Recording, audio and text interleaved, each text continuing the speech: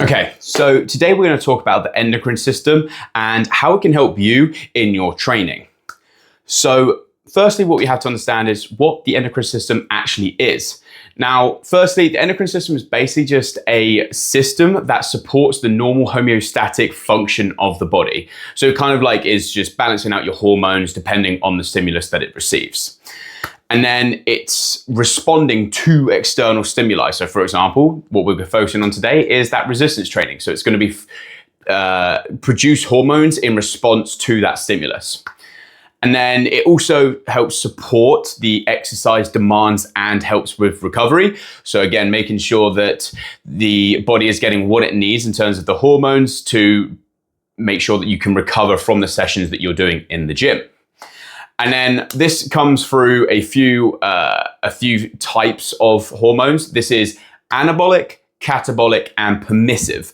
Now, anabolic is basically just to build, so like protein synthesis, catabolic being to break down, and then permissive is basically a hormone that allows a certain transaction to happen. So then the role of hormones is basically, like I said, there's those anabolic hormones, which are trying to promote tissue building. So like muscle protein synthesis, for example, and then your catabolic hormones actually do the opposite of this. So for example, cortisol, they actually negatively affect how protein synthesis happens. Then you also have thyroid hormones. Now, these are those permissive hormones that we were talking about that basically allows certain transactions to happen from other hormones. And also the benefit of producing anabolic hormones is that they actually counter and block the catabolic hormones from producing those negative effects that we're not necessarily looking for. And obviously they promote the positive effects that we are looking for. So now the question is, can you train your endocrine glands? Well, short answer is yes. Yes, you can train your endocrine glands. And in fact, the involvement of the endocrine glands depends upon the support needed by the gland secretions to support the motor unit. So the more we resistance train, the heavier we resistance train, the more the endocrine glands have to respond to that stimulus. And there are a bunch of potential adaptations that can happen in your endocrine glands. And I'll give you a short list, but the list is pretty damn long. So let me just give you a few of the key ones. So for example, it helps with the synthesis and storage. It helps with the transport. It helps with the clearance. It helps with hormonal degradation. It helps with blood to tissue fluid shift. It helps with the receptor affinity and number of receptors and even more things than that. But those are just a few key things. And all of these are beneficial in terms of our training. And what's important to note is when we are trying to train our endocrine glands is it's basically just a byproduct of what we do in the gym. It's not necessarily like our main goal, but it just happens as long as you're training correctly.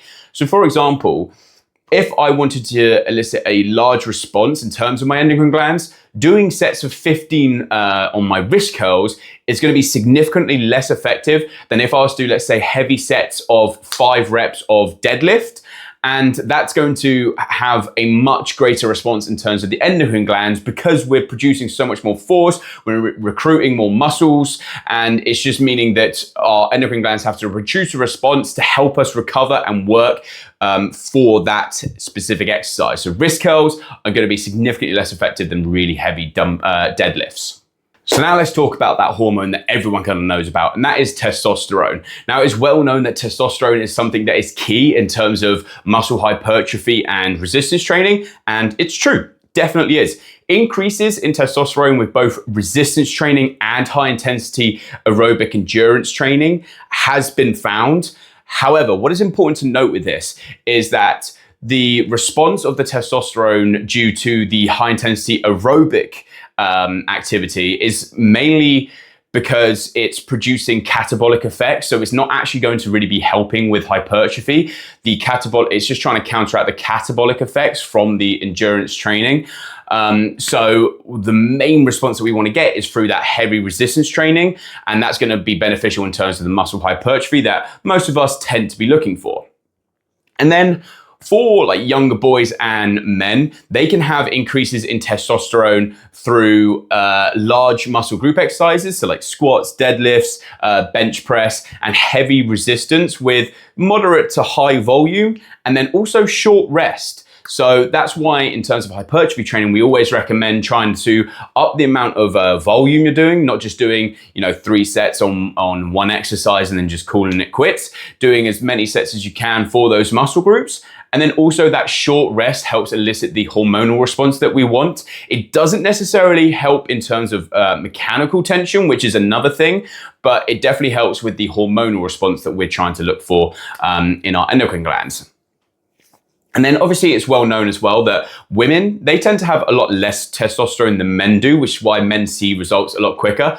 But what you might not know is that women actually can use that testosterone better than men can. They have faster upregulation than men do. And so they're actually utilizing the testosterone that they get from naturally and from resistance training. They're using it better than the men are able to.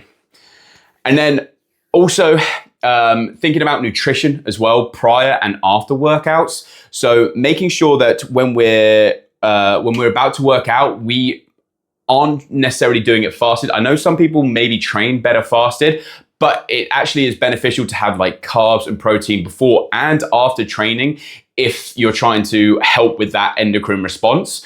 And so making sure that you time your nutrition effectively can actually aid in terms of that muscle hypertrophy and the hormonal response that we get. And now another big player in terms of resistance training and trying to get that muscle hypertrophy is growth hormone. Now, this basically aids in adaptation to the stress of resistance training. And when we produce that growth hormone, there are a lot of roles that this family of growth hormones have. Now, I'm going to list off a few, but there are so many and it's so beneficial to your training. But let me list off the top few. So for example, it helps with decrease in glucose utilization. It helps decrease glycogen synthesis. It helps increase amino acid transport. It helps increase protein synthesis, which is key for muscle growth. It helps increase the utilization of fatty acids, which is great in fat loss. And it increases lipolysis as well. So, and there's even more things than that growth hormone is beneficial to, but there's a whole family of them that contribute to these adaptations. And again, these are all beneficial in terms of your resistance training and for that muscle hypertrophy that we're looking for. So then in terms of actually being able to produce that growth hormone, it normally is a response to a drop in hydrogen ions, which helps release that growth hormone. And this means that it needs to be high intensity. So low weight and high reps doesn't necessarily work as well as doing high weights, as well as doing high weights with low rest. So make sure, again, we're working to 5 to 10 reps and making sure that is failure with shorter rest as well. Again, the short rest period, probably looking around a minute, tends to be the best in terms of being able to get that mechanical tension and also having that high intensity response for the endocrine system as well. And then what is also important to note as well for women is that throughout menstruation, especially during the early follicular phase, they actually have higher levels of growth hormone than men do. And so again, they can utilize that growth hormone a lot better for resistance training. Again, highlighting the importance of resistance training and heavy weights for women, okay? They have similar responses that men do in terms of resistance training and using heavy weights. It's just obviously they have slight disadvantage in terms of the amount of testosterone they have, which again is that key player. But again, they produce more growth hormone, so they can see significant results and get the benefits of resistance training just as well as men do. Now, lastly, let's talk about insulin-like growth factors. I'll call it IGF for short. So insulin-like growth factors, IGF, is basically a hormone that helps mediate the effects of growth hormone. So this is that permissive hormone that we were talking about, where this is produced to allow certain reactions to happen. And again, having carbs and protein before and after a workout can help the increase in IGF concentrations. And specifically as well with the training, it helps increase IGF-1. And IGF-1 actually acts as an engine in terms of cell growth. And resistance training and the nutrition helps reduce the amount of something called IGF binding protein 1, which acts as a brake in terms of holding onto the IGF-1 that we want. And so trying to make sure that using the resistance training helps to increase the amount of IGF-1, but helps decrease the amount of IGF binding protein 1, again, so that we get all the benefits of hypertrophy and muscle growth and recovery. And again, resistance training can affect both of these. So it's so important, again, to be using those heavy weights, to be resistance training if you want to see those positive results from the training in the gym. Again, similar to the growth hormone and to testosterone, is we want to be using high intensity exercises, recruiting large muscle groups. So for example, doing deadlifts, squats and stuff with high weight to failure with about 1 minute rest in between, okay?